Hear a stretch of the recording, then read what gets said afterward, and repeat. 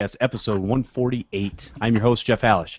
This is our live call-in show for computer repair techs. The call-in number is 1-888-697-0162. Podnutz Computer Repair Podcast is brought to you by Reclaim Me Pro, the all-in-one highly configurable data recovery software. For a free 14-day trial, go to reclaimme-pro.com.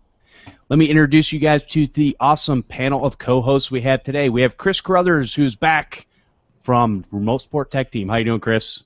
Back from the dead, Jeff. How are you? That's what I was going to say, but I didn't want to sound too morbid.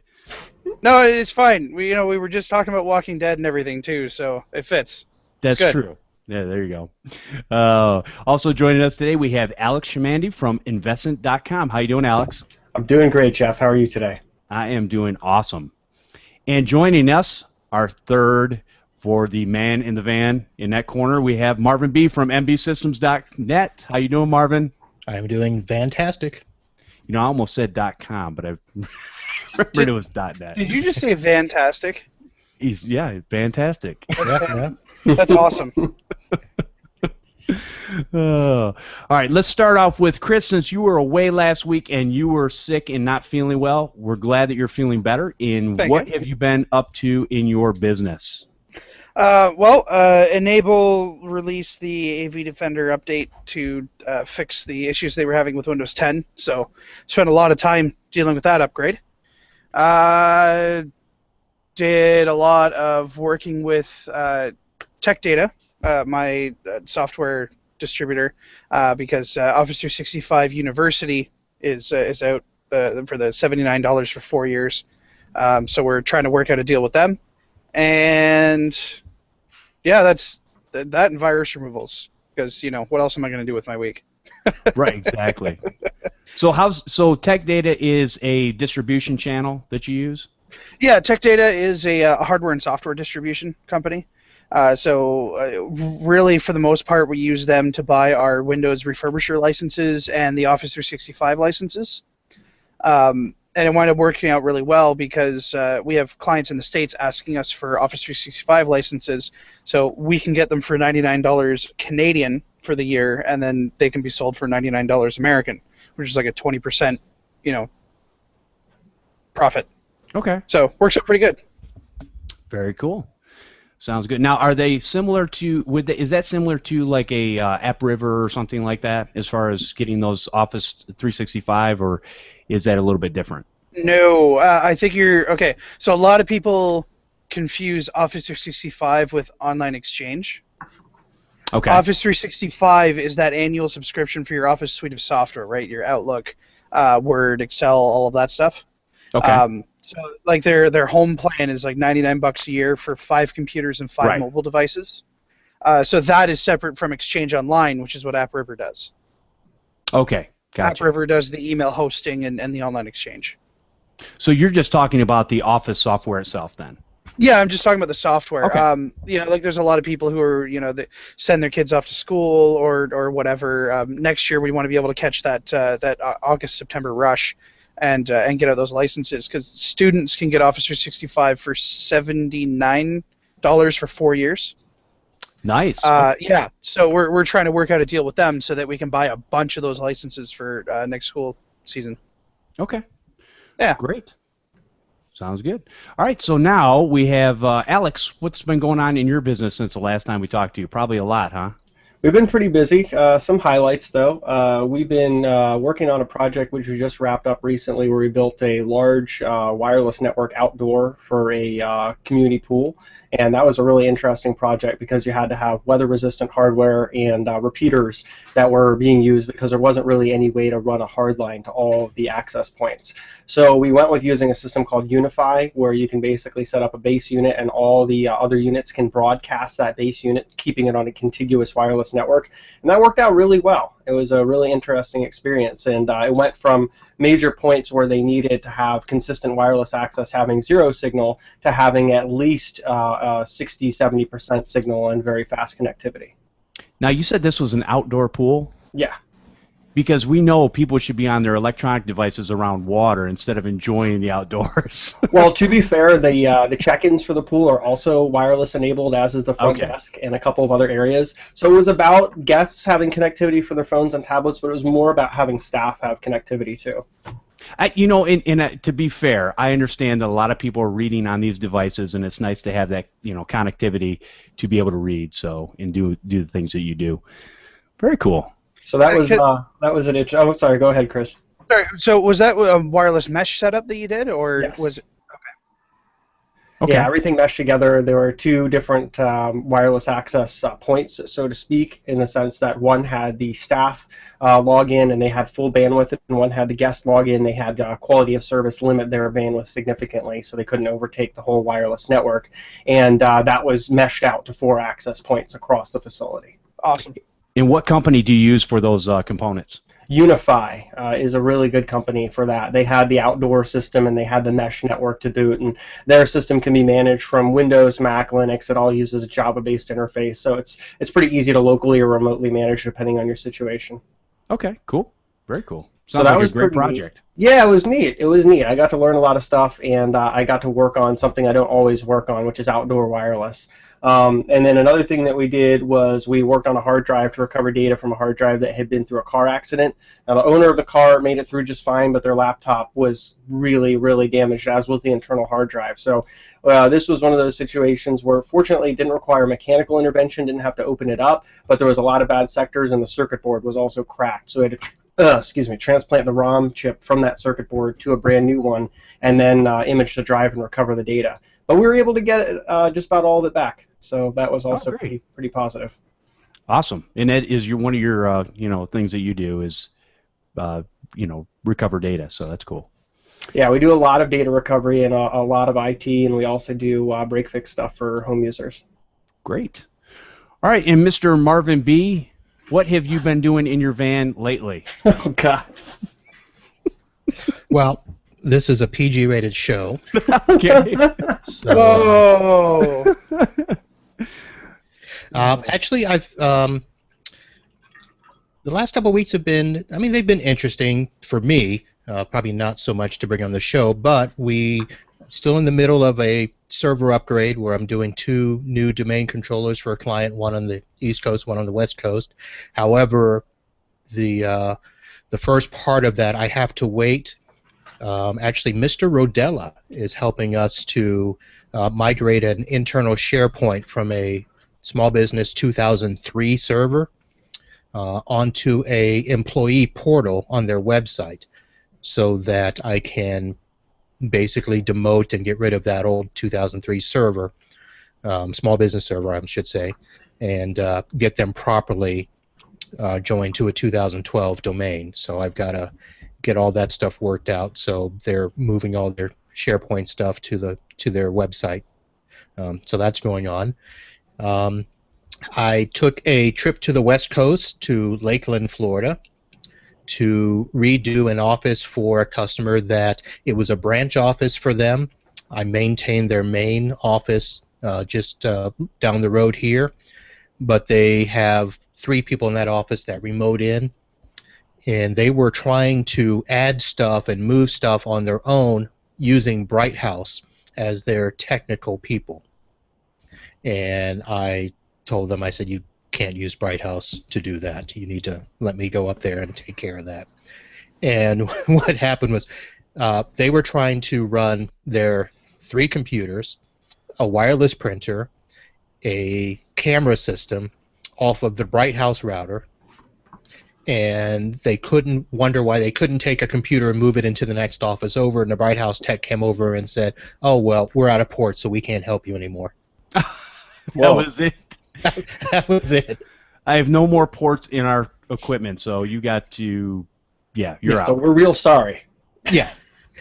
So that was one thing, and then they could not understand why they were having issues when they would try to access their camera system, and the Bright House tech told them that, well, you need a router because your camera and your Wi-Fi printer are conflicting, and the only way you can fix that is with a router.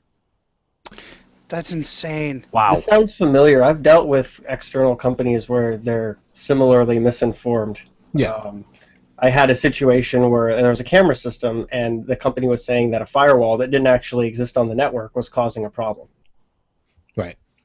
So I just said, look, just let me go up there. I'll take everything I need, and I'll get it all straightened out. So basically, I took up a little 8-port switch. I did take a router because what I wanted to do, they did have a static IP assigned to them. So I said, you know what, I'm going to use it. I'm going to assign it and make it so I have remote access to stuff.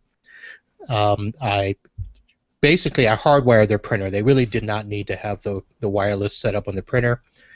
They actually had it next to a network jack, but because the tech couldn't figure out how to make it live, they used it wirelessly.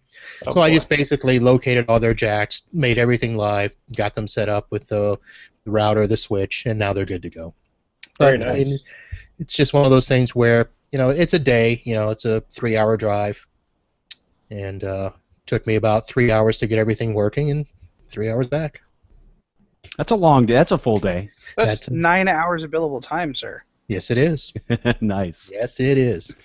Very cool. All right, so here's a situation that I came across, and Chris, I want you to kind of walk us through the steps here. So You got it. I was trying to remote into a customer's machine who they're not in my state, so that's why I was trying to remote in. And they couldn't get instant house call exe to run or any other exes, even down to the point of, like a Malwarebytes Chameleon or something like that, because long story short, there was a lot of administration pop-ups that were coming up and saying, basically, you don't have access to this. And I tried to get him into safe mode, and we couldn't do that. So in those situations, what do you do as a remote support tech? What's some of the things that maybe I missed that I could have done to try to get into that customer's machine? Well, keeping in mind that even with your impeccable memory and all of the information that you provided me with so far, this may not necessarily work for that client, but when you say that you couldn't get them into safe mode, right? How were you trying to get them into safe mode? Well, you go into the whole safe mode and, you restart the computer, press the F8 key, and, it's just... Okay. The lines of communication there were kind of... So could they open msconfig? Probably. So, you know what? Actually, I'm not sure, because at that point there was a lot of Windows things that were broken. So okay. But So maybe not, right? Okay. So I mean, like I've walked customers through msconfig to set up safe mode because they don't hit the F8 key at the right time or whatever. Okay. I've walked people through doing system restores to restore to a point before they were having the problems, so that we can get remoted in and, get them back updated and all of that. Yeah, system restore. I'm sorry, system restore was broke, so we Oh, did good. get to that Okay. point, but yeah, it wouldn't run inside Windows. Okay. Yeah, I mean, there's a... Okay, so system restore didn't work. Really, the biggest thing would have been the msconfig, to try the msconfig to see if safe mode would have worked. With the executables, what I would have done is downloaded the safe mode version of Instant House Call, even if I had to do it in regular mode, and run the safe.exe as administrator to see if that would have popped through. Okay. And if that didn't work, then I would have had either my client grab it, but in your case you couldn't do it local at all. Did they have Windows 8? No, it was Windows 7. Yeah, that would have been the end of my rope. So msconfig going into safe mode, that's something I did not think of, so that's a great tip right there. What ended up happening is the customer just sent me the laptop, so it's... there you go. And, I was able to get through and finally do a system restore, get it back to a working point, and then clean everything else up and fix whatever. It sounded like something came through on Facebook. Somebody said, hey, friend me again, and they clicked on it, and it was some piece of malware. They started messing with the system, and there was a couple other things that they started having a connection problem with their internet service provider. They remoted in. They couldn't fix anything, so it looks like they messed it up even worse. That's what I'm thinking. Long story short, I got the computer and fixed it, no problem. Didn't have to do a reinstall. Cleaned it all up. It's working beautifully now. I just got to send it back to the computer. So, but that is a great tip, because I kind of lose my patience on the whole remote support thing sometimes, when it's like, because I can do certain things, but to walk a customer through that sometimes is difficult. So I did the things that I could think of at the time, but one of the things, I didn't think about going to safe mode using msconfig, which probably would have been something I need to add to my process sheet. So that's good to know. Yeah. All right. In my second, you have anything else to add? Other than that, no, not really. Okay. I mean, I've told some clients to go ahead and run an SFC, and then call me back when it's done, so that we can try again after a reboot. Okay. I've walked clients through resetting their TCP/IP stack with netshell commands. So there's a lot of things that you can do depending on what the problem is, but without really being in the situation, I don't know how the computer is going to react to every step that it takes, so it's hard to say what to do next. Right. No. And I just wanted a basis of what you normally do, and you explained it well, what you normally do in these situations that you can. Now, are you able to walk every customer through these steps, or do you get to a point where sometimes you can't? And it's an honest question. Do you want a story, Jeff? Go ahead. Give me a story. Okay. So some of you already know that I used to work for a number of different cable companies, Bright House being one of them. Oh. Thank you. But even before that, the very first company that I ever did remote technical support for was the Roadrunner National Help Desk. So I did internet support for Roadrunner customers throughout the United States and up the East Coast of Canada. And the very first call that I ever took, was from a gentleman who was completely illiterate to the point where he did not know his alphabet, and he couldn't get on the internet. Now, what he did on the internet, I will never know to this day. But he couldn't. And it turned out the reason why his internet wasn't working was because the network adapter was disabled in Device Manager somehow. Oh, okay. I walked a completely illiterate person using Windows XP, because that was the operating system of the time, by memory, through to get to Device Manager, to re-enable that network card, reboot the computer, and get on the internet. Nice. If I can walk somebody through that, I can walk anybody through anything. That is why you do what you do, and quite honestly, for me, I'd rather stick a fork in my eye. But that's, God bless you that there are people like you. but if you can learn that skill, right?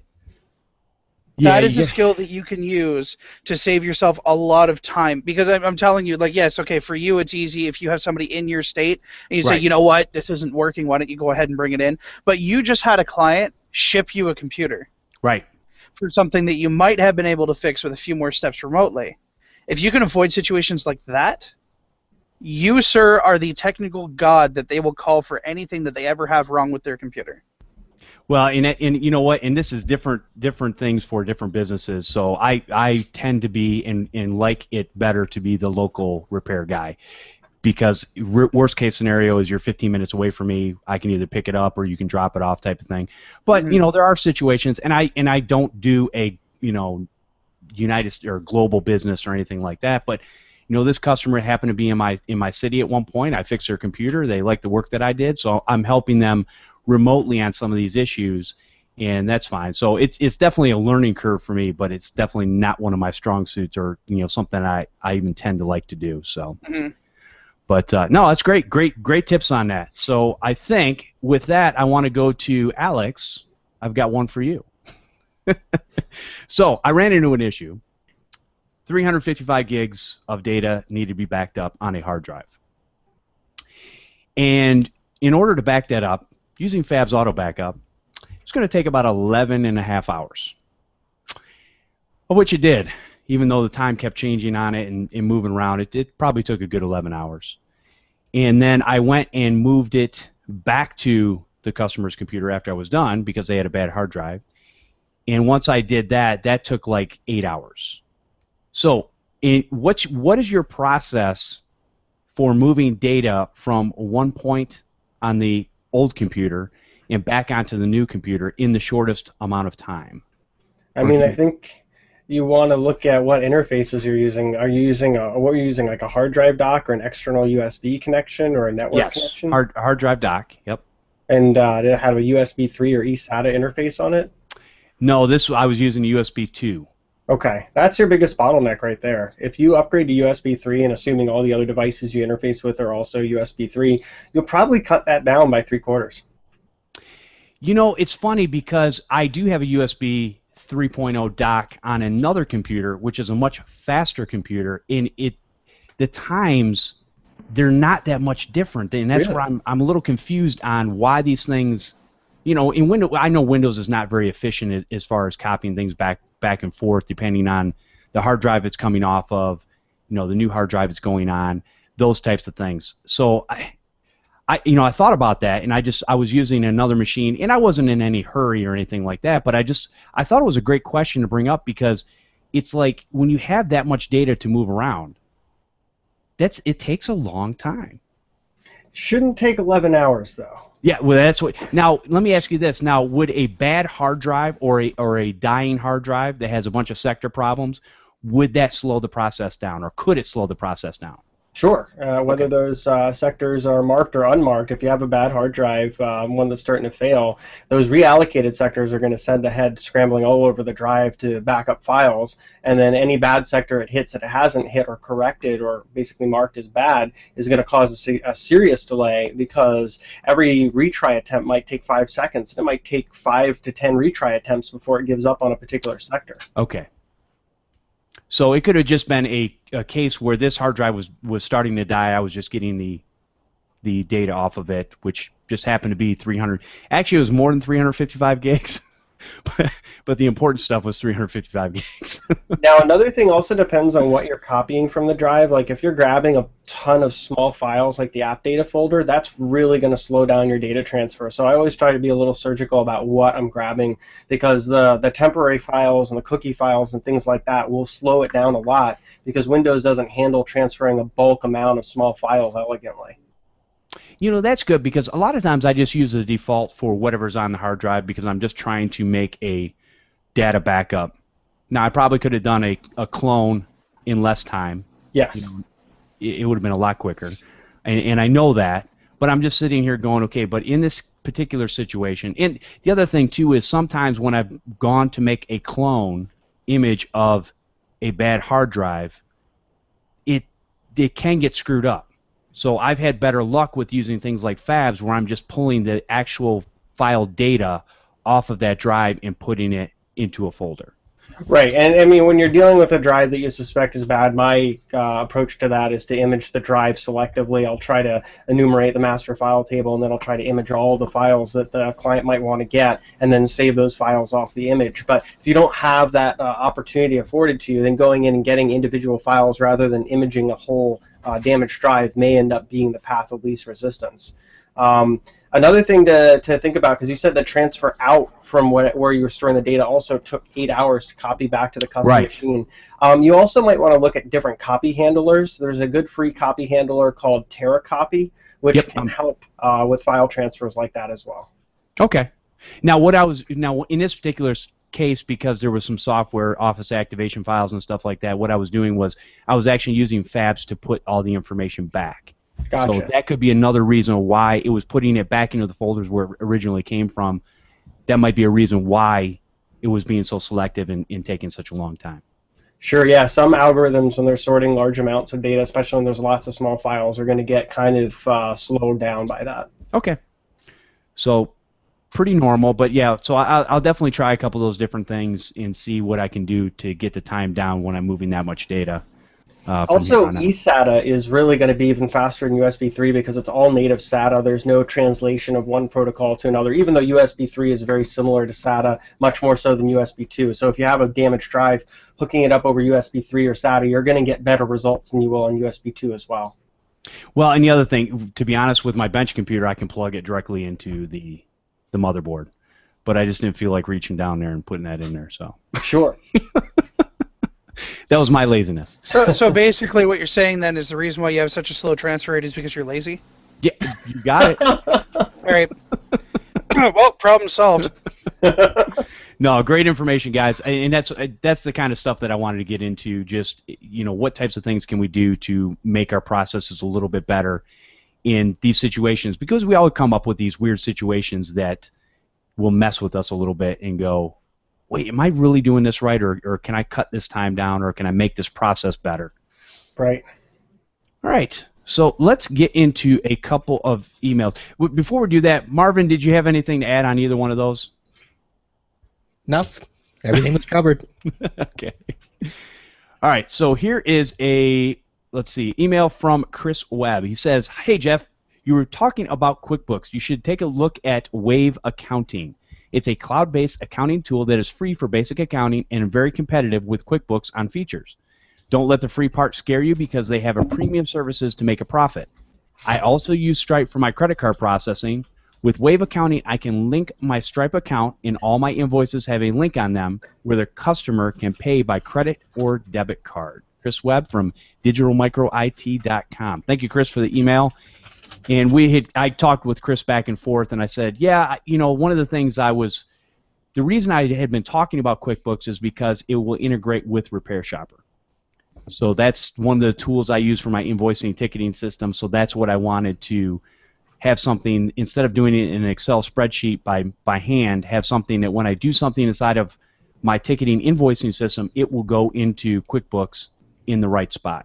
Now, Yep. Chris, I know you're a QuickBooks maven, so have you used the integration on that with Repair Shopper at all? Yes, and I also used to use Wave. Okay. Yeah. So the QuickBooks integration is actually really a fun story for me because we work in two different currencies. Yes. Okay. So because Repair Shopper only works in one currency right now, we actually have two separate Repair Shopper accounts, and we have to flip our integration between the two because you can only have one Repair Shopper account connected to your QuickBooks Online. Wow. Okay. So it makes a little bit of administrative work on our side. Once a month, I sync my Canadian account over. But really, the integration is great as long as you set it up properly, right? Make sure that everything is mapped. Make sure that you're creating your new items either in QuickBooks and importing it, or just creating it in Repair Shopper. Because if you start messing around with creating things in two different places, the sync isn't going to work properly, and you're going to fall out. So in your opinion, is the best way to do it is to just use Repair Shopper, input the information in there, and then it takes the information that it needs to sync to QuickBooks and do it that way? Yes. Okay. That is absolutely the best way because it will create those items when you do your sync. Under settings, there's a setting for it in your QuickBooks sync in Repair Shopper. Okay. So you make sure that, it's syncing any new items in there, and then you're going to go through flawless. Great. I think what we'll do is at some point when I do finally break down and set up QuickBooks, I'll get a hold of you and we'll sit down and. Well, are you doing QuickBooks Desktop or QuickBooks Online? I'll do QuickBooks Online. I use all web-based stuff, man. We don't do on-prem anymore. You are absolutely right. On-prem is for suckers. When you're ready to set that up, let me know, because I do resell the QuickBooks Online licenses, so I can get you the reseller pricing. Okay, great, awesome, very cool. All right, anybody else got anything to add on QuickBooks or Wave Accounting?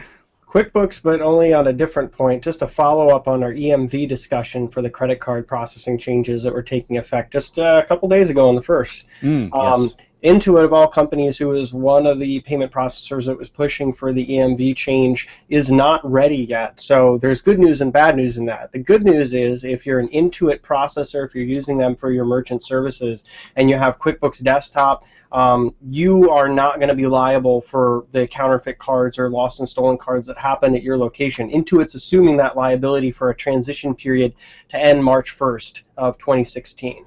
Or I think actually it might be March 31st of 2016, but it's ending in 2016 rather than coming online now, which is good because Intuit hasn't created the equipment that merchants need to process EMV cards yet. So it's a little bit of an issue for some of the businesses that were ready to adopt, that were ahead of the issue and wanted to, such as my own, but didn't have the opportunity to do so. That being said, it's not a story that's Intuit's own story. This is something across the payment processing industry, whereas you either have card companies that have issued EMV cards or haven't, If they haven't, then they're still liable for counterfeiting. And then merchant processors that have issued and made available equipment and technology or haven't, and where they haven't, they fall liable to any counterfeiting and lost and stolen charges that happened at their merchants' locations. So that's been an interesting transition, and it's one that's gone a lot less smooth than I'm sure a lot of people had hoped.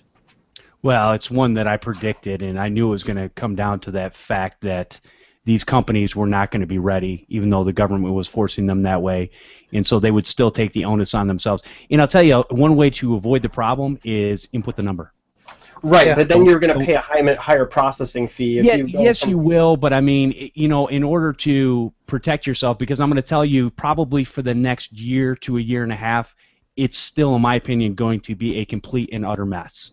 Oh yeah, happens. So, in order, if you're really concerned and you really want to protect yourself from that type of fraud, then go ahead and input the number. I know a ton of businesses that don't take credit cards at all. They take checks and cash, and they run their businesses and have been for a long time, and they're still running their businesses that way today. So you don't necessarily have to take credit cards. It is a convenience, and I know most of us, we really don't charge for taking that credit card, which we probably should, because you are paying a fee in order to have the convenience for the customer to be able to do that. Yeah, a couple things. It's not a government change. There's no change in regulation. This is actually self-imposed. The payment industry is putting down these changes themselves to avoid government intervention. So depending on how well things go, we'll see if the government decides to step in later or not.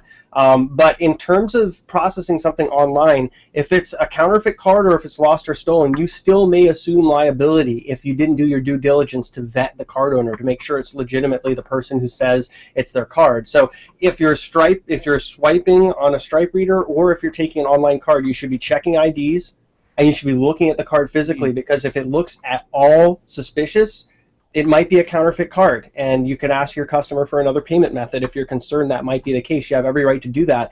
With respect to charging the merchant processing fees to customers, there was a recent court ruling in the United States that allows merchants to do that now. We can now, as businesses, pass on that charge to our customer if we elect to do so.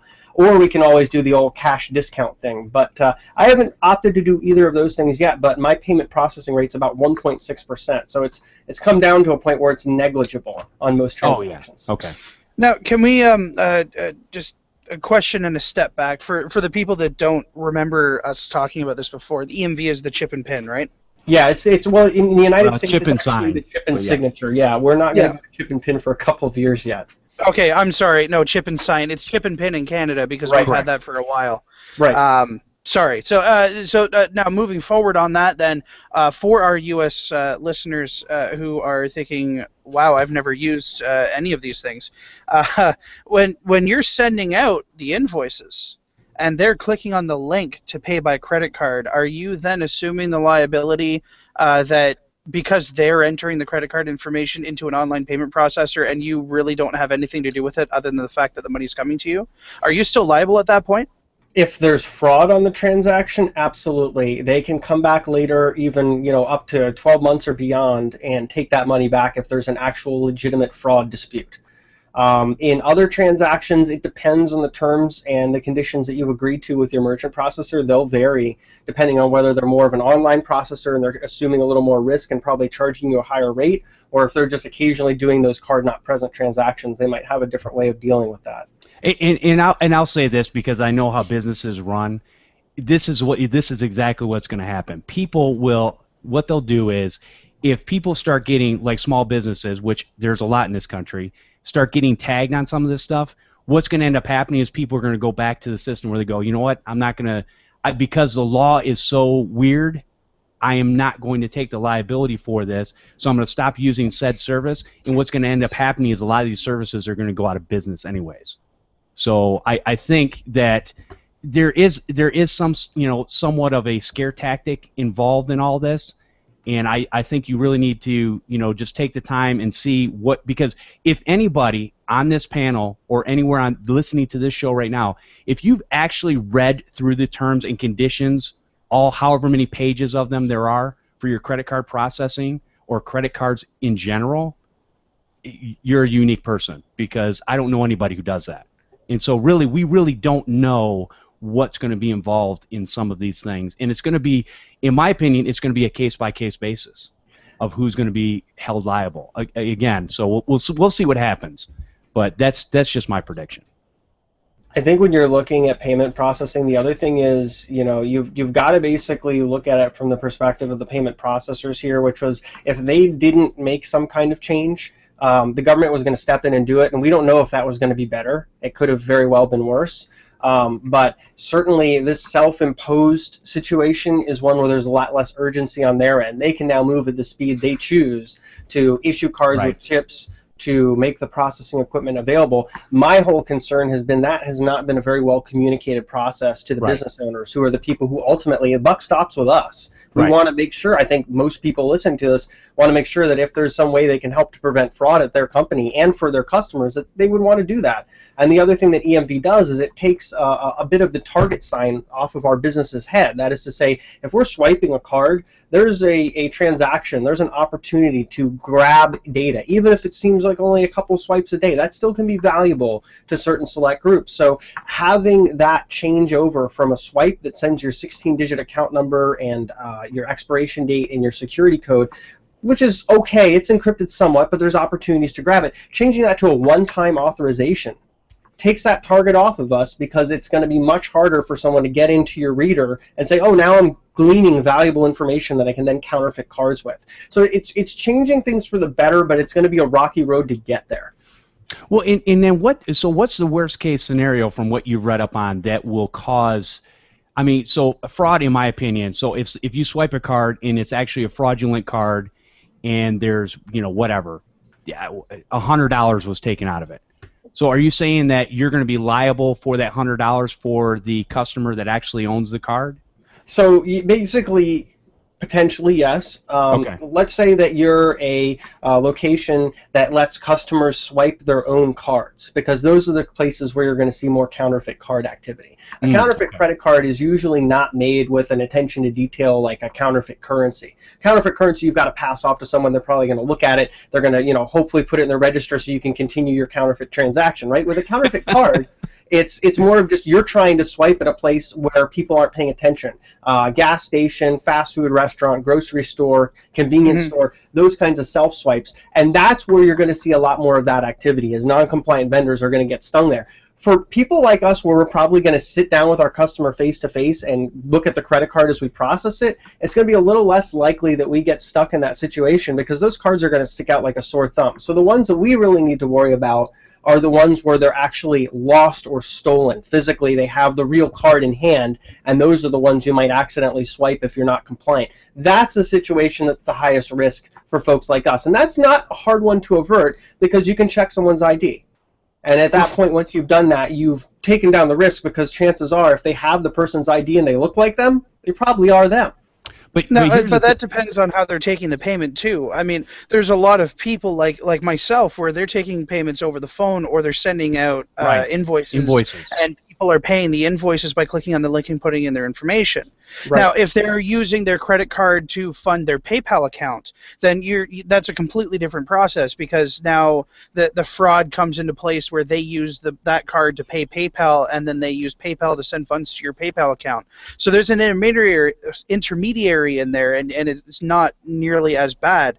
But if I send Jeff an invoice, and because everybody knows how bad of a person Jeff is, if he steals his mother's card and uses that to pay, and she decides to sue him, and that's reported to be a fraudulent transaction, I had nothing to do with the fact that that was the card that was being used, but I know that Stripe is going to come to me and say, okay, you're going to have to give us back that $100. Well, it depends on your payment processor, because a lot of online payment processors are going to say the first and last name of the customer and the amount that they're sending you. And if that doesn't match up with the person on the invoice, you could always query the customer if you're concerned and say, hey, did you pay this, or did someone else outside of our agreement pay this? And if it was outside of our agreement, you probably have less protection against liability. But if it was the same person that's on your agreement and they consented to the transaction, then them being able to initiate a successful fraud dispute is a pretty low probability situation. Especially if you have documentation of that person replying back and saying, yes, this transaction is okay. Right. But what you need to also worry about is, okay, so now, let's use Stripe as an example because I'm familiar with Stripe, and so that's something that you can do.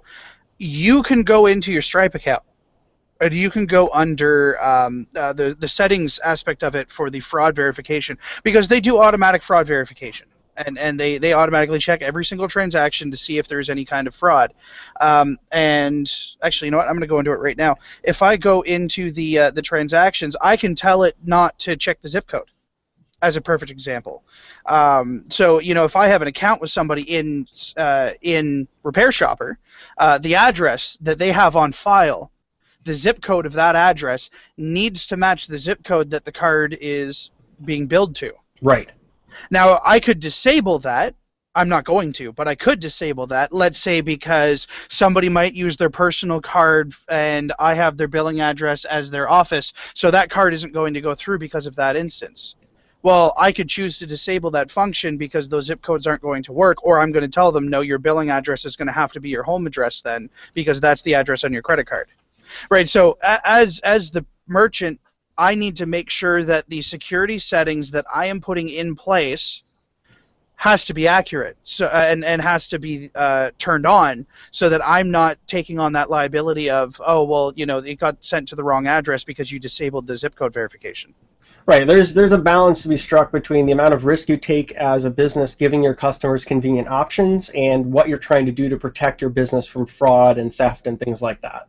Yeah. And I will say, too, I don't think it's all ironed out yet, and I would be hard-pressed that there's even anything written that says that for online, you know, I can almost guarantee you Amazon's going to go, if they take a fraudulent credit card, they're going to go, yeah, and, you know, we did our best to protect the card, you know, against the owner and all that kind of stuff, but the reality is, you know, are they really going to be held liable? I have a hard time really. Okay. Well, I mean, it depends. I have a hard time buying into that because I can tell you right now, if this were to happen large scale, which it's not going to, I mean, we're talking little bits here and there, and right now the banking industry has been the ones who have eaten it by charging exorbitant rates on credit cards up to this point. That's how they've eaten these things. So I can almost see this coming back. I believe we need a much stronger system with a chip and pin. Right. But the reality is, I think we've still got a long way to go on this. Oh, of course we do. I mean, we need to have something for online and card-not-present transactions, having a dongle or something on the computer to interface with the EMV card, so we're sending a one-time authorization rather than our account number through a web browser would be a huge step forward, just as an example. But yeah, we need to have secondary authentication on transactions. A PIN would be nice, or a one-time code that's generated with an RSA key would be great. But basically, in order to have some level of security here, security needs to be taken seriously. And right now, you know, most small businesses haven't heard of this or aren't going to adopt it. A lot of payment processors aren't compliant themselves, and credit card companies, about 50% of them, haven't issued cards with chips. But you know, the biggest reason for this is the Target breach, the Home Depot breach, all those other breaches that happened. And really, when you look at global numbers, it's stunning. The United States is about 5% of the world's population, and we have over 50% of the world's credit card fraud. Well, So yeah, we're something's also gonna the have to most get done. in-debt country in the world. I mean, that goes to, without saying. That's pretty normal for what we do. We are the largest consumer, bar none, in the whole entire wide world. So yeah. So yeah, numbers there are definitely going to be higher. Marvin, what do you even take credit cards in your business, or how do you handle that, or are you even concerned about this? I do take credit cards, and I just went through a battle with Intuit because of the whole PCI compliance thing, because I don't know if anybody else has done, you know, where they send out, you know, because we use them as our merchant, and they sent out the compliance, you know, audit thing. You know, I had to do this, and are your desktops on the Wi-Fi and all of that stuff, and I did all of that. They actually made me, or they didn't make me, but they sent out all these notices about upgrading my QuickBooks version so that I would be able to comply and all this stuff. And as you know, we found out they weren't ready. And so when I went to go do some processing about a month ago, I couldn't use the new system. I had to go back to the old system, and I'm like, well, why did you make me upgrade? Oh, Not that it was a big deal, I mean, but it was just one of those things where this is going to be an issue because a lot of businesses aren't going to be like us and worry about it as much. Um, I went through the PCI compliance deal, even though I really don't do a ton of credit card transactions, but I do enough that I figured I need to stay on top of it. And I've got a customer that pays everything by their American Express, right. and it's a law firm, and so they've got their stuff they've got to deal with as well. So yeah, I'm worried about it. I don't know that I'm going to stress over it or lose any sleep over it. I know that companies like Square has their liability shift protection. If you don't have your card reader or if you don't have all that stuff, Intuit Merchant has their stuff. So there is a lot of stuff that, as long as you're doing all the right things, for the most part, you're going to have protection. If you have to do a chargeback, 99% of the time that's going to be covered under the liability shift, for the next couple of years until everything catches up. I think it's those situations where if you go around the procedures that they have in place to protect you, and you knowingly let a customer put a charge on with an incorrect address or something, and you don't verify it, that's where you get into trouble. Sure. Yeah. And for the most part, I know my customers. I'm not gonna take a $10,000 credit card charge from somebody I don't know. Yeah, good point. Yeah, good point. So. Yeah, that'll be cash up front. Yep. It's got to be a check, and that check's got to clear. Half down now, half down later. Keep in mind too, and going back, it's not just with the card present though, right? It's the online. So do you send out invoices with payment links, or do you manually process all of your payments yourself? We send out with payment links, and again, these are all existing customers. Probably about 95% of them pay through the link. We do have one customer that always calls in. I don't know why. And Kim has to go through and manually put that in through QuickBooks and do it. So, but again, we do probably 10 credit card transactions a month. Okay, so to the danger there then is that you're looking at two different types of transactions for what we're talking about. Right. And I'm just quickly skimming through Stripe's terms of service here, and because it's card not present, Stripe doesn't hold any of the liability for that. We do, right? So you're looking at the difference between putting swiping the card through that Stripe reader because they're not ready for what they said that they needed to be ready for, and your customer paying through that payment link. Those are two different sets of liabilities. Right. So that's what you're going to have to read. Right. That's Stripe. The Intuit Merchant we use does have processes in place for card not present because they are actually accepting the transaction for us, which is why we had to go through the PCI audit. Mm-hmm. But yeah, each one is going to be different.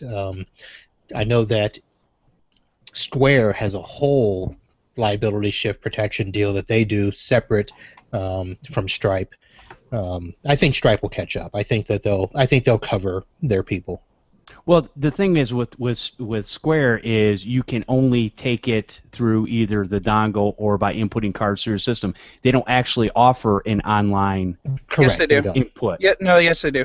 Oh, that's right. They have the Square Market, right? Yep. Okay, so how are they? So what's the differentiation between that?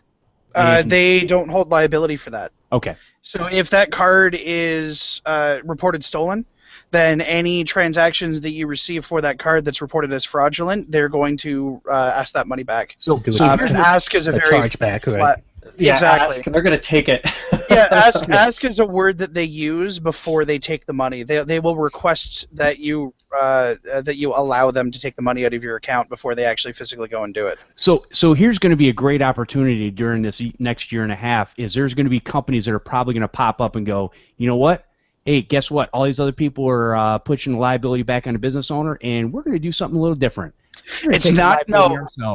It's not going. You know what? It's not going to be the merchants that, or sorry, the merchant providers that are going to do that. It's going to wind up being insurance companies that do that, because the credit card processing companies, the reason why they're not taking on this liability is because once this system is put in place, the easiest way to commit credit card fraud is going to be the online payments. It's going to be the over-the-phone payments and the manual entry. So they will likely leave that alone, but then you'll wind up with these insurance brokers who are going to start making insurance plans, then say, hey, for $10 a month, we will give you up to $10,000 a year worth of these chargeback fraud insurance. Yep.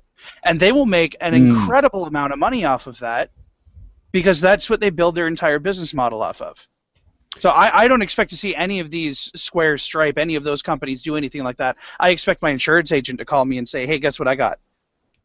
Yeah, good. That's a good point. Well, either that or, quite honestly, for the small amount of credit cards that I take, I've actually thought about it. If it gets too murky in the waters, what I'm going to do is stop taking them. Just end the story. Check or cash, done. Because most of my customers, that's how they pay anyway. So it's not a huge deal for me. Here's a question for you, Jeff. What is the largest credit card payment that you've taken? Probably a couple $1,000s. A couple $1,000s. Yeah. Okay. So, as a business owner, and with the amount of business that you take, would you be able to take $5,000 and throw it in a savings account? Let that accrue its interest just in case somebody has that problem with you, and you have to give the money back to the merchant processing. Well, and that's the thing. I mean, do I even want to deal with that? Do I want to deal with the headache? Exactly. Right? That's my point, right? So now, I can't get away from it. I'm going to need to take those payments. That's how I have to do it. So I already know if I turn around and I have one client and they did $5,000 worth of transactions in 1 month, and then it turns out that they had that card stolen, I know how I'm going to deal with that. Right. But I don't think that a lot of small businesses think of that, and I'm willing to bet that a lot of people listening to us right now are writing down notes. Well, and the other thing, too, is you got to remember, okay, so we're held liable, but you also got to remember that for a lot of our customers, I mean, I don't know about you guys, but every customer that I have, they give me all their information, and I communicate with them on a regular basis via phone and email. Mm-hmm. So these are real people that are eventually going to get caught in the crossfire. I mean, again, it's going to be the type of customer you deal with, right? If you're dealing with sketchy customers, you might wind up ended up biting that. But for the most part, I don't really think it's going to be a worldwide issue. Couple things. First is there is actually that insurance that Chris was talking about. Of course. And it does protect against fraudulent checks, credit cards, that kind of stuff. The second thing is Jeff raises a good point. It really does depend on who you cater to. I think this is more of an opportunity for folks like us to help small businesses understand what change is happening and possibly make some money helping them become compliant or at least more risk adverse against potential fraud at their location. I've had several clients where, either related to the work I was doing for them or just as a sidebar conversation, I said, hey, did you know about this change? And do you know how it might affect your business? And the conversations can go to some very interesting places, and at the very least, the customer will walk away feeling more informed about the risks that are out there. Mm-hmm. Well, and I will tell you, one of the things, so it's hard in this industry because we play a support role. And I think as long as you have your contract between you and that person, if you're doing something to protect them against fraud, and you have a lawyer go over it with a fine-tooth comb to make sure that you're protected, that's fine. But there's a lot of times where I'm kind of risk-averse to that because I'm like going, yeah, sorry, I want to help support you and do the right thing, but I don't want to get caught in crossfire. So I don't know that I definitely even want to go down that road. Well, what I mean to be clear is like going over, let's say you have a small business client and they have a retail storefront and they're processing cards on a swipe reader, and you can say, hey, as a part of our consulting for your business, if you'd like, we could help you transition to the new EMV compliant readers, and here's why you should consider that as a company. At that point, you're just giving them some informational, educational material. You're not assuming any liability. Yeah, no, that's true. Yeah, as long as if you're changing them over to another system, but here's the thing: as long as you know what you're doing to change them over, and as long as you know that you're following, it's just like HIPAA or PCI or any of this other stuff, you know, FINRA, all this stuff.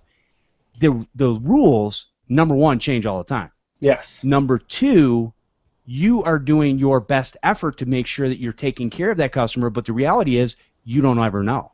You don't know 100% until that goes to a court of law, and then it's looked at and said, okay, you're liable or you're liable. But we're hoping it doesn't get to a court of law, right? We're hoping we do a good job so no one has to go to court. I would hope, but it's one of those things when things are murky in the waters, I look at it and go, yeah, it's kind of a dangerous road to go down. And you know, I don't know. I think there's a lot of times too where we'll see what the customer base does, because people could, you know, I know all kinds of businesses that take cash only right now. Sure. And they've been running their business like that forever, and they're like going, yeah, it's cash. And as long as they have a good way of verifying the validity of their payment, they're fine. But I mean, people can pass off some pretty convincing counterfeits. And similar to the credit card discussion, if you're the recipient of counterfeit cash, you do not keep that money or any of its value. You lose it. It's on you. So it's a similar liability that one assumes. Right. That's true. Interesting topic. All right, let's go on to another email.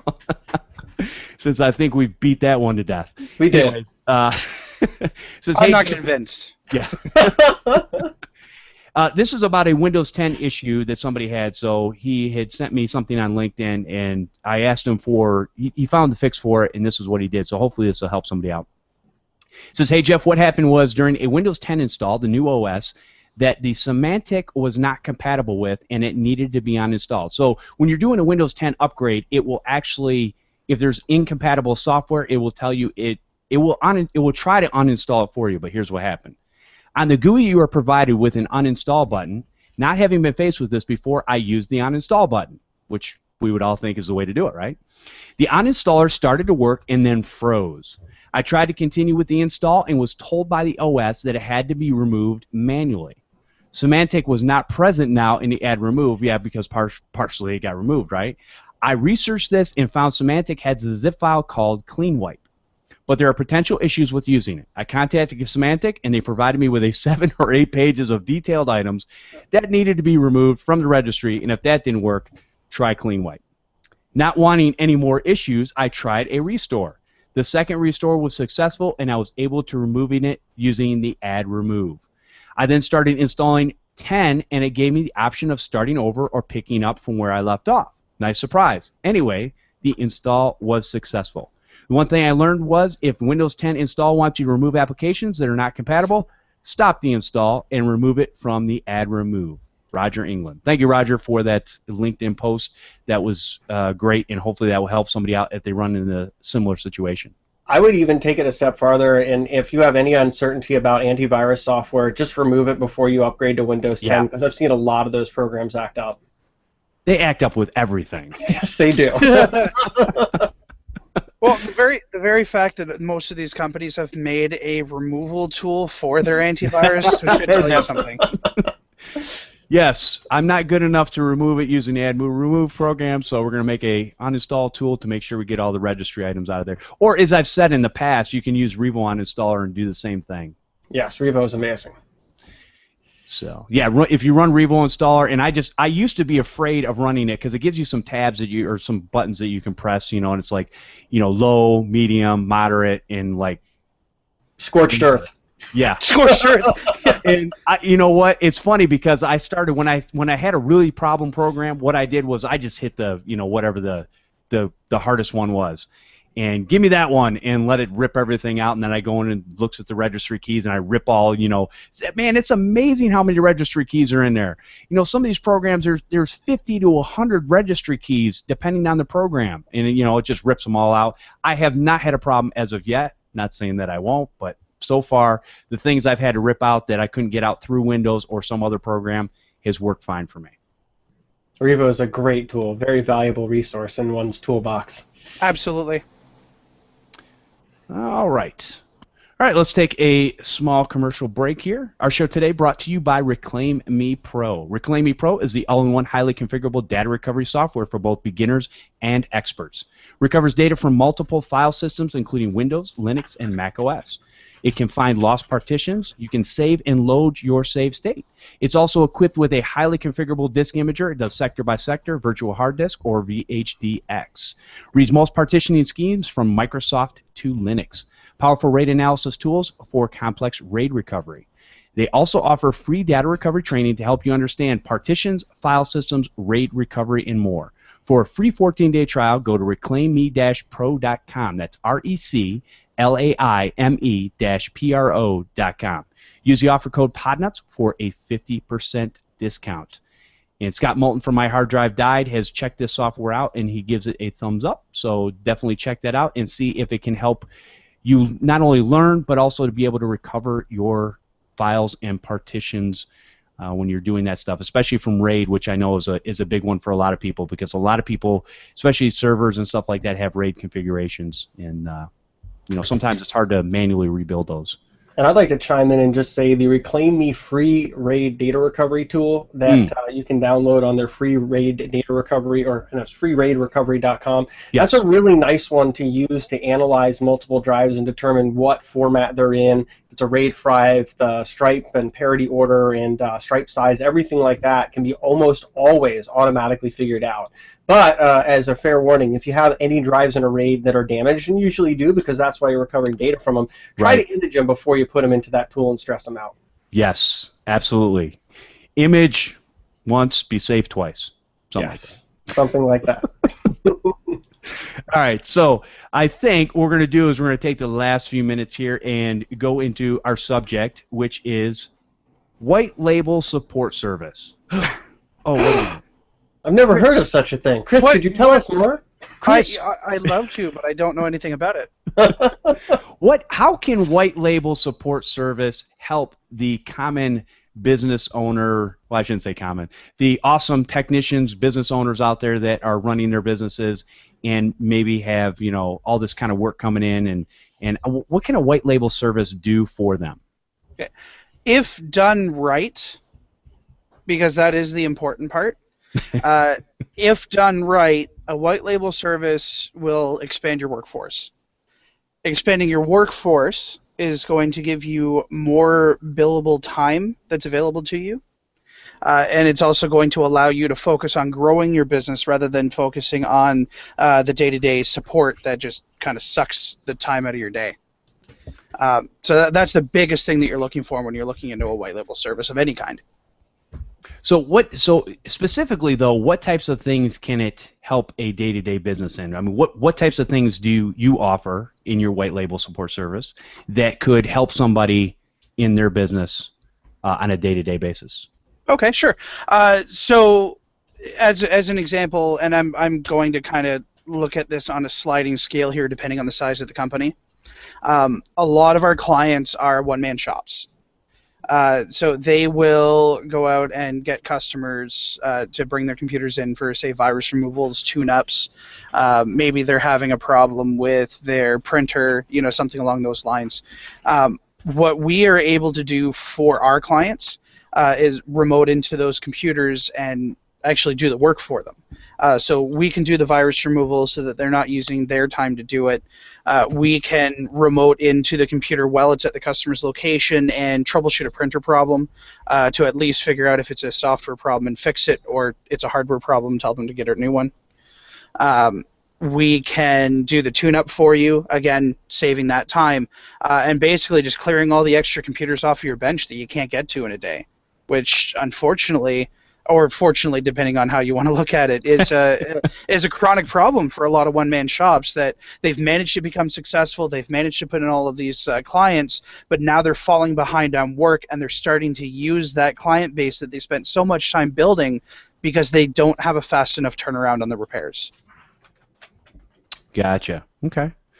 And so, yeah, I mean, helping with those day-to-day operations of things that we do and can be done remotely, instead of us having to physically do it, makes kind of sense as far as, making yourself. It's kind of almost like cloning yourself. Yeah, you could definitely look at it that way. Or cloning yourself with an octopus or something, because on my busy days, I've been doing 6 or 7 to sometimes 10 systems at a time, which I never expect any of my techs to do. So I certainly wouldn't expect somebody in a one-man shop hiring a second tech to do 10 systems at once. But I mean, it goes beyond that too. Like, we provide tools to our clients, right? So we've talked about repair tech solutions, and we've had them on site or Right. in the show with us. We've actually partnered up with Repair Tech Solutions to provide one technician license of their Repair Tech suite to anybody who has a monthly plan with us for Tech Bench or voice plans. So we're providing tools to our clients who they likely wouldn't have bought those tools in the first place. Most of them hadn't heard of it when we offered it to them. So that there's that. We try to set up discounts with different vendors so that we can get our clients good deals on software that they couldn't have bought at that price themselves. So we're doing more than just doing the remote support, although the remote support is a very large part of our business. We're trying to make it so that our clients have an easier time building their business and getting better rates on tools, services, and software that they can use to keep growing. Well, even more important than that, so talk about the voice system, because this is something that a lot of, we've gone back and forth with technicians where they go, hey, I've got to let this go to voicemail. I've got to, or, I can't answer the call right now because I'm at a customer's location working on their machine, and I don't want to take the time to take another customer's call. And so it goes to voicemail, and then the customer's got to leave a voicemail. So talk about how do you mitigate that so that they can, have somebody that's a human being that's talking all the time to them whenever they call. Yeah, and mitigation is definitely the word to use there. It can never be a 100% guarantee. So, right. I'm going to put that out there to anybody listening, and anybody who ever has a one-on-one conversation with me. I'll be the first person to tell them we don't have a lot of calls go to voicemail, but I will never tell anybody that we have a 100% answer rate, because right. That's just not possible. That said, the way we have our voice system set up with most of our clients is the call comes to us if you can't get to it. So instead of sending your customer to voicemail, if you want to be the first one answering the phone, which I don't know why you would, may as well get somebody else to do it, but really. But instead of sending it to voicemail, send it into our queue, right? That will give our team a full minute to answer the call before it would go to a voicemail. And what that does is it helps to prevent a lot of those hangups, right? Because a lot of customers, when they get to a voicemail system, they don't bother leaving a message. They just want to call the next number because they want an answer right now. So they're going to hang up. Well, now we can have a live person taking that call to set up an appointment or to do the work right away, right? If we have availability to do that, or just to answer their question, because some of them just have a simple question of, hey, can I bring my computer in to have a screen replacement done on my laptop? Right? Well, yeah, absolutely, you can have that done. Let me take down your information so that I can get you a call back once we've sourced the part for you, so you know exactly how much money you're paying. That answer that they get on the phone will get you a lot more business than them leaving a voicemail, hopefully, and then you hopefully getting back to them before somebody else has already accepted the job. There you go. Now, Chris did not know that I was going to ask this question, or that we were actually going to talk about white label service, because no, I know it was a softball I threw him. But anyways, so I mean, there's a lot of different services out there. Obviously, we know Chris does a awesome job at the company that he's built up called Remote Support Tech Team. I just wanted to let people know, because a lot of people don't really know how a white label service. I know we've kind of touched on it, but we've never really gone into depth on how that can make you a more productive, especially the one-person shops. Yeah. We got to stop saying one man, because there's a lot of one-woman shops out there. So no, that's a good point. Thank you for that. Yeah, and the one-person shops are probably 90% of the people that I talk to, right, for the exact reason that they'll. I mean, this is a difficult topic too, because white label services and outsourcing is really the word that everybody uses. Outsourcing has taken such a bad name because of the larger corporations outsourcing overseas to save money. So the entire concept of outsourcing work to save money has taken a huge negative tone. White label is where we take that outsourcing idea and we make it so that your system is completely branded to your company. And when I say we, I mean anybody offering white label services. This is the standard offer. So if you're not being given this type of a thing, you're not getting white label. The phone lines on the recordings need to have your company name on it. When the people are answering the phone, they need to be answering the phone under your company name. When payments are being taken, they need to be taken using your payment processing, not theirs. Right? So all of those things you need to look for that. But more importantly, you want somebody that you're going to be able to work with. You know, every single one of our clients have come to me and they've asked for different things to be done, and we've changed our business model multiple times to be able to accommodate that. You know, we can't accommodate everybody; that's just not possible. But we've done it, and I've seen my competition do the same thing, where suddenly you'll see a new offer come up, and you know it's because somebody's asked for it. So, you know, don't be afraid to speak up and say, listen, I'm really interested in white label services. I'm kind of leery about it, so let's talk about that. And, you know, I don't see anything related to this type of a service on your website. Is this something that you'd be able to offer? And chances are we can figure something out. Very good. All right. So I think, is there anything else that you want to tell the audience about at this point? Okay. If you are considering white label services, take a look at your business first and say, do I need somebody in the office? Do I need somebody to go on site, or can things be done remotely? If you don't know the answer to that question, call me. Even if you're not interested in my service, but you're interested in getting a different white label service, I have no problem having that conversation with you. Because truth be told, I've turned down people that have come to me for white label services because it wouldn't fit their business model properly. Right. The type of work that they do just isn't conducive to it, and I don't want to take somebody's money if I'm not going to be able to help them make anything. Right. No, it's a great point.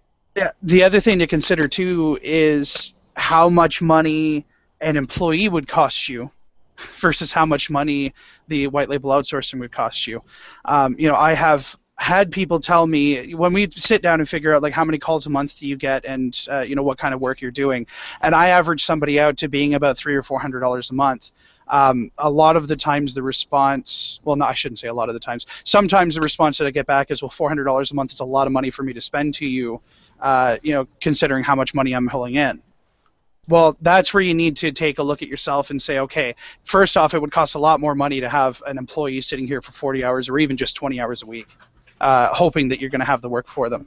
But the second thing, honestly, if I'm sitting there quoting you $400 for the amount of work that we're going to wind up doing, I'm expecting that you're going to be pulling in at least $900 on that. And if that's not the case, and I know I've talked about this on a bunch of shows in the past, maybe you're not charging enough money for service. So that would be a whole different conversation that I'd wind up having with you. There he goes again. You just open the floodgates and there. Yep, no. That's fine. You know what? That's half my job. It's absolutely true. So yeah, definitely look at your business and see, you know, when you're so busy, or if you are working a job, and Paco LeBron will tell you the same thing. If you're working a job out there and you're trying to take care of a customer base, sometimes this is a great solution to be able to get in those in-between times while you're working so that you can take care of your customers. You're still the face of your business. It's still your business, but it's better than, you know, paying somebody, like Chris said, for 40 hours a week.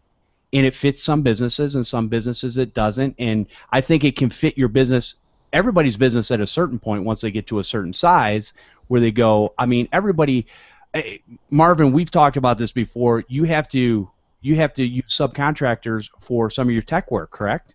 I do.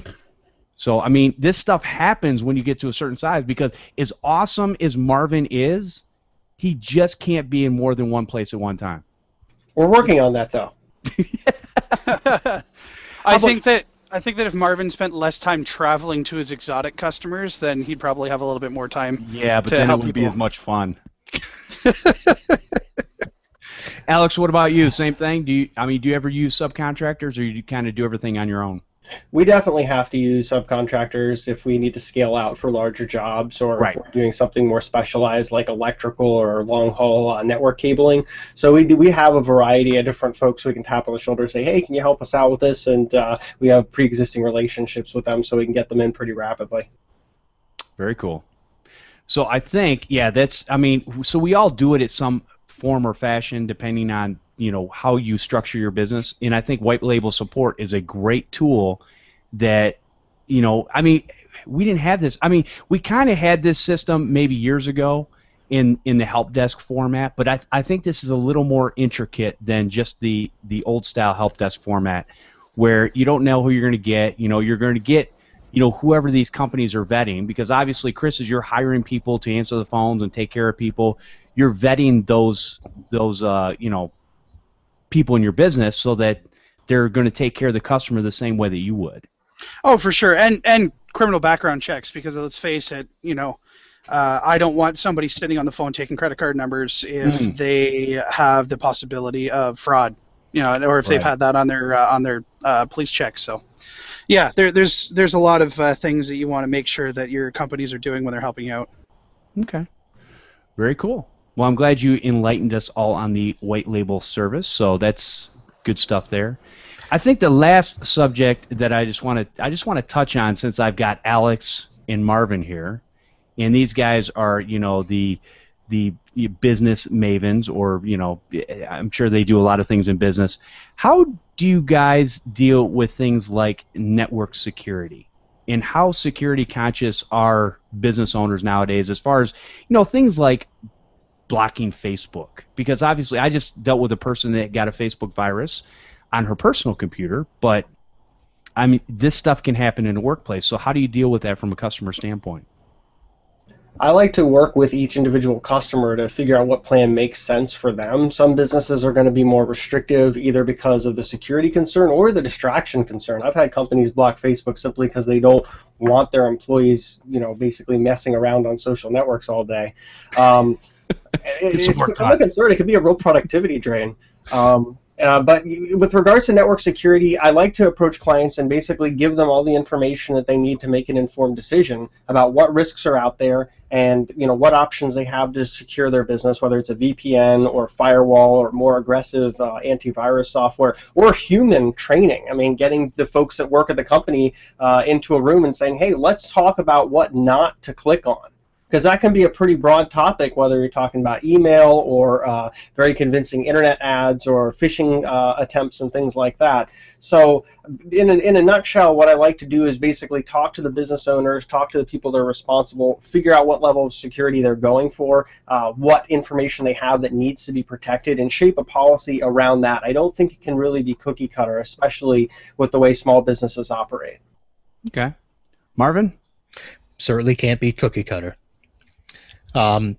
Similar to what he just said, I think that you do have to do it client by client, because I've got some clients where they have to be on Facebook just because of the nature of their business, because of the social networking and marketing that they do.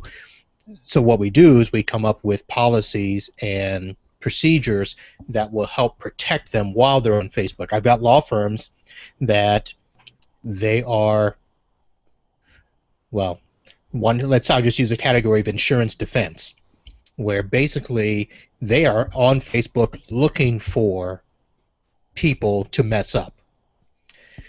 What we do with that, though, is we basically will carve out specific times that they're able to be on, so that it's not just open to every secretary all day long. We may limit the machines that they're on. I'm doing a Wi-Fi audit next week with a law firm where they were using a wireless network that's basically an extension of their local network. So anybody that came into their office to get on their Wi-Fi, if the person was smart enough to, do network scanning, could find stations and servers and network shares and all of that. So now they're at the point where they're like, okay, you know what, we need to protect our network.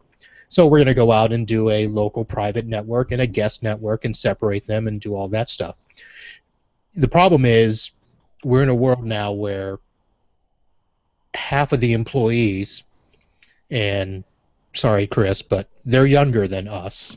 Hey now, come on. And they think they can do whatever they want. They should be able to do whatever they want, and they're computer savvy enough that they don't need our security. But my responsibility is to the business and to the owner. And if the owner wants the security, then we got to talk with the owner about what needs to be protected, and that's from surfing on the internet, getting on the Wi-Fi, even physical access to things like their server. Making sure it's in a locked room. There's security is so broad, so huge that it's a constant battle that we techs have to do. Now, here's how a lot of us work. Something will happen to a client, and we go, oh, yeah, we probably should protect against that. So it's kind of a learning curve because obviously I don't think any of us can think of everything that needs to be done inside of a certain business sometimes until it happens. Do you guys find that is the case, or have you just been able to kind of put some broad strokes on there and say, okay, here's what we're going to do. Here's the foundation for securing your network, and then we'll kind of build it out from there. I think that is really important to look back on, the conversation of individualizing policy on a per business basis, because some businesses are going to say, look, we want to give you the reins so that we can try to protect our network proactively before something happens. If they're going to make that kind of investment, so like Marvin said, I also had a law firm client, but instead of setting up an open public wireless network from the get-go when they moved to their new office, we set up a segmented network for guests, a segmented network for their attorneys, and then an internal network where all the servers were that was off the wireless entirely. And that was a safer approach, but you don't always get that opportunity with clients. Sometimes clients do have to learn by stumbling in security. They might have to learn by having their wireless network breached, or even just having those concerns percolate. I will say, on an encouraging note, more businesses are becoming concerned about security with the endless news about breaches and some of the liability changes that are being talked about who's responsible in a breach for disclosure and assuming responsibility. There's definitely some more interest from business owners that I've talked to in trying to keep their systems more proactively secure rather than responding on an incident-by-incident basis. So I'd say, to answer your question, it depends on the business owner and their prerogatives, but we are seeing more interest in security as a proactive response rather than let's wait till something happens. And Marvin, what do you do when, that's a great answer too, Alex, but Marvin, what do you do when something is already set up from a previous company and you come in and you go, whoa, this is really messed up, and we really need to lock some things down? Do you bring that to the customer right away? And a lot of times, okay, you got a check sheet. I got a check sheet. Okay. Any engagement of a new customer, basically we go down the list of the first thing I've got to do is see what you got. And and that's just a full-blown audit, and that's everything. That's machines, servers, Wi-Fi, what programs do you use, all of that stuff. So I go through and gather all that myself, and then I do have a checklist where I'll sit down and say, okay, here are some things that I noticed that you're not doing, and I don't make it scary to the point where, oh my God, how could you operate like this? Just basically approach them and say, look, this is what we do. We come in and help secure your network. We make sure it's working, and I noticed these things, and here's what we do to protect you. And you give them the opportunity to look at it, and sometimes they have to absorb it. But the bottom line is you have to at least let them know. And whether or not they do it, that's a different story. Obviously, I do have some customers that are like, I can't afford it, I won't do it. Okay. And you wait until something happens, and then all of a sudden it's like, yeah, we should have done that. Ugh. I never want a customer to feel that way, though, and it's unfortunate that sometimes, kind of the way I grew up, I had to learn everything the hard way. So well, I'll give an example. I had a customer that we redid a server for them. We put in a mail server for them. They didn't want to pay for. They wanted an on-prem Exchange server. They didn't want to do hosted Exchange or Office 365. Not a problem. Put that in for them. They didn't want to pay for anything above the server for spam protection or anything like that. We did put in endpoint virus and malware protection on the desktops. I've got the server protection on.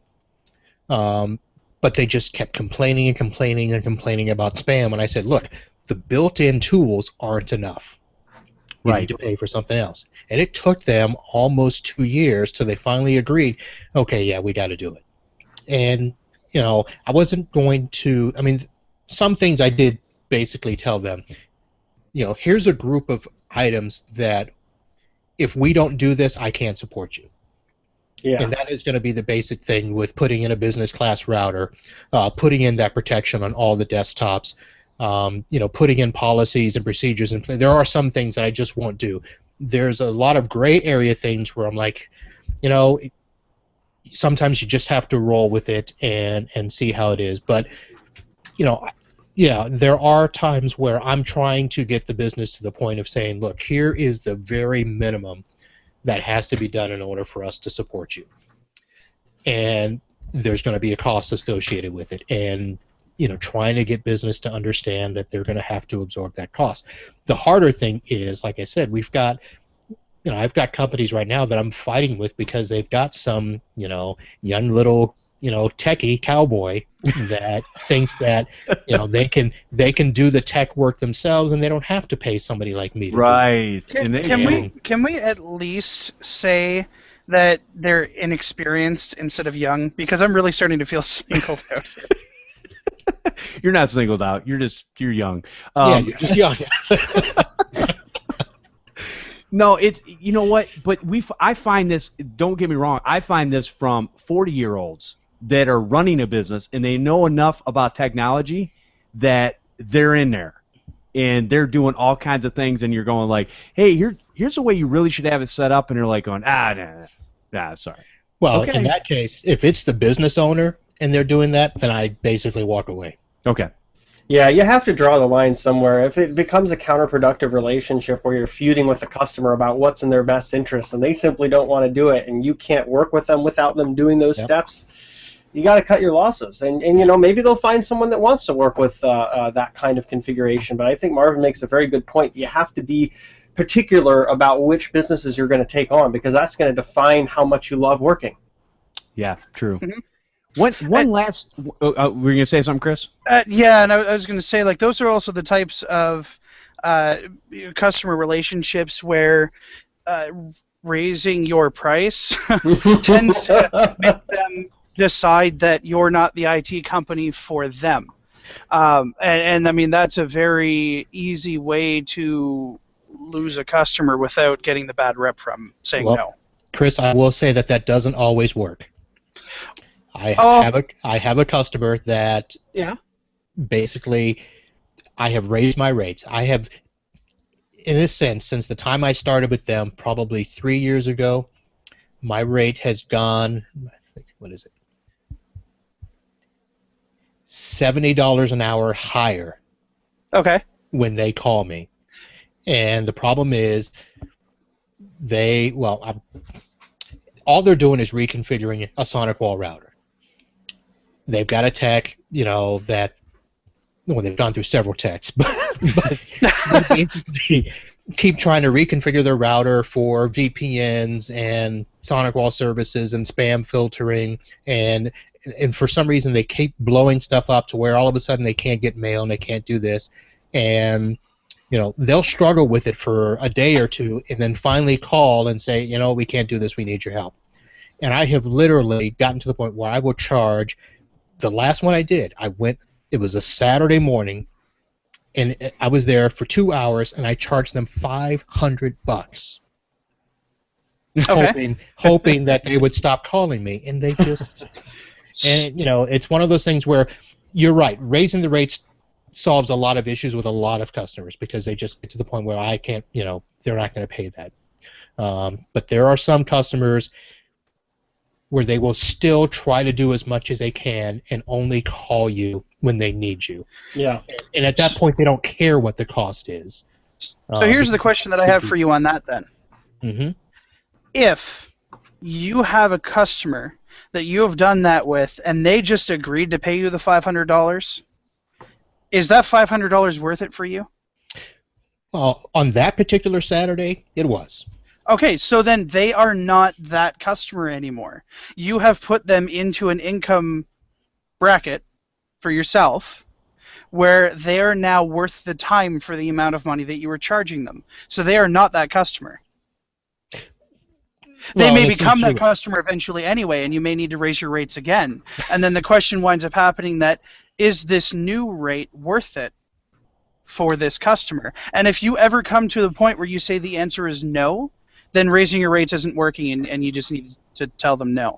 Yeah. But if you ever continuously say yes and you never actually get to the point where your answer is no after raising their rate and you say, look, it doesn't matter how much I charge them, it's not worth it, let me know, because I want to actually talk to you about that customer, because I want to have that new experience. It's going to be great to have that experience. Well, there are points. I will tell you from my standpoint that I can be bought. I actually can be. And so there are certain, I will do work if I'm getting paid the amount that I want to get paid, even from a problem customer, and I know that I can go in and solve the problem and take care of it, and they're going to pay my rate, and I'm in and out, no problem. I'll do that in a heartbeat. I think it's silly, but from the customer standpoint, the reason they keep coming back is because they know how good I am at what I do. So from that standpoint there, you can always pay a certain amount that I will work for. It depends on why they're a problem customer, though, because if they're a problem customer because you spend 2 hours of your time, you earn $500, and then they're calling you for the next 3 weeks asking for free support on this and that and the other related to the job, then it might not be as worth it. But on the other end of the spectrum, if you go and you get the job done, it's done, and they don't have any problem with it, and you just earn a whole lot more money than you ordinarily would, you can evaluate your priorities accordingly. But if someone does become enough of a problem client for me that we really don't have a good working relationship and we've tried everything and it's just not working out, I don't have a problem also just telling that client, hey, look, we're really changing the direction of which kind of clients we're working with, and politely saying we're really not working with businesses of your configuration anymore. So we're not saying, hey, we don't like you and we want you to go away, right, but we're saying we don't really cater to you anymore, so sorry about that. Yeah. Right, that's the way to do it, is to say, you know what, the type of business you're asking us to do is not what we do on a normal basis. That's good. You need to find another company that fits you better. Exactly. Yep. That's a great tip right there. All right, and with that, I think we have gone on long enough and pontificated and talked and beat stuff to death, and so anyways. No, it's been a great show, a lot of great information. You guys have brought the goods as usual, and definitely people will get something out of this. So I would say, Alex, if people want to find what you're up to, where should they go? Check out our main website. It's investcent.com. That's ENVESCENT.com. On the page, you can find some links to some of the stuff we've been writing about recently, as well as inside the website links to our Twitter, Facebook, and Google Plus accounts. We'll post more regular updates, especially on Twitter, about what we're up to. And then for the home gamers, ArlingtonVAComputerrepair.com is where we do our consumer-to-consumer business. But basically, we do IT support, data recovery, web design development, and computer break fix. Excellent. All right, and Mr. Marvin Bee, if people want to find out more about what you're up to, where should they go? Man in the Van. Oh, that's not it. It's mbsystems.net is the website there. It's the nice refreshed website. That's about 80% done. Excellent. Or you can go to maninthevan.net, right? Maninthevan.net will get you there as well. There you go. That's awesome. All right, and Chris, let people know where they can find out more about what you're up to. Absolutely. So you can go to our website, www.rstechteam.com. You can email us at info@rstechteam.com, or you can sign up for our newsletter to keep up with us, which will be in the show notes, I believe. Yep, absolutely. Yeah. Link is always there. All right. Reminder, Jetpack Live is Monday, October 5th at 12 noon Eastern Standard Time. Learn real ways to grow your IT business. You can check it out over at itjetpack.com. Come join us live for the Computer Repair Podcast every Sunday at 4 p.m. Eastern over at podnutz.com/live. Join in on the conversation by calling in live. Yes, you can call in live. And hanging out in the chat room, which we have a bunch of people in there hanging out and chatting. We also have audio available over at podnutz.com, or you can subscribe to using your favorite podcatcher. You can also subscribe to our YouTube channel, Computer Repair Podcast. You can email questions and feedback to podnutz@podnutz.com.